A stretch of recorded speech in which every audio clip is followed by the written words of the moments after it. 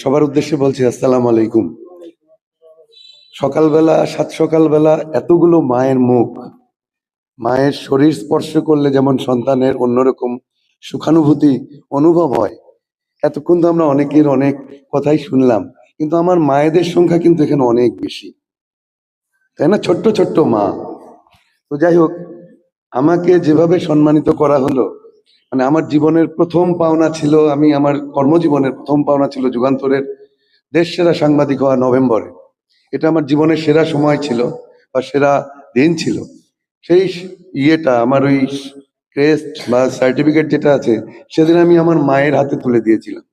এর কারণ হচ্ছে আমার মা আমাকে জন্ম দিয়েছিল।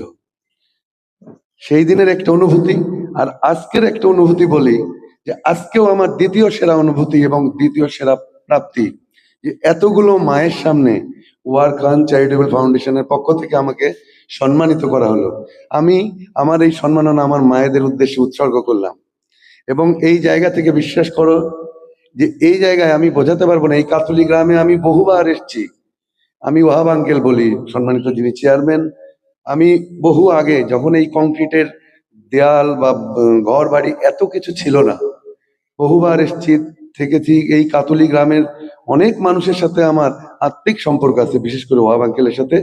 আর আমাদের একজন মারা গেছেন আতার আঙ্কেল, ওনার কথা না বললেই না।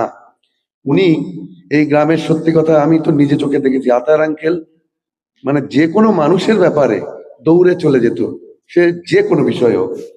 তো ওই ভদ্রলোকটার রুহের মাগফিরাত কামনা করি আমি। পাশাপাশি তার এই গ্রামে, ওয়াহাব আঙ্কেলের এই গ্রামে বা আতার আঙ্কেলের এই গ্রামে বসে আমি আজ কথা বলছি, এটা আমার জন্য পরম পাওয়া।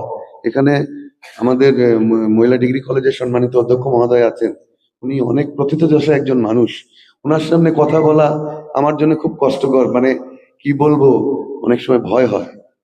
আমাদের প্রতিনিধি আছে, আমাদের শাহিন রহমান ভাই আছে সিনিয়র, আবার মিলন ভাই আছে, আমার ইশারত কাকা আছে, আমার বাবার সাথে চাকরি করা মানুষ, সুমন্নুর ভাই আছে, রাকিব রোশন আছে। এই মানুষগুলোর সামনে কথা বলা খুব ভয়ের বিষয়, কিন্তু তারপরেও আজকে এই সম্মাননা জানানোর প্রথমত আমার যে ভালো লাগা, সেই জায়গা থেকে বলি যে আমি ওয়াহাব আঙ্কেলের সাথে অনেক আগে থেকেই কাজ করি।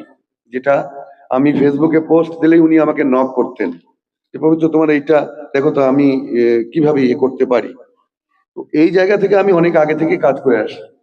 কিন্তু এখন এই যে এই ফাউন্ডেশনের মাধ্যমে কাজের পরিসরটা আরো বাড়লো, এবং এখানে যেসব মানুষকে রাখা হয়েছে, আমি জানি, ব্যক্তিগতভাবে জানি যে তারা অনেক আগে থেকে অনেক মানবিক কাজ করে। আমি যাই হোক, চাটমোহর মানবিক মানুষদের অনেক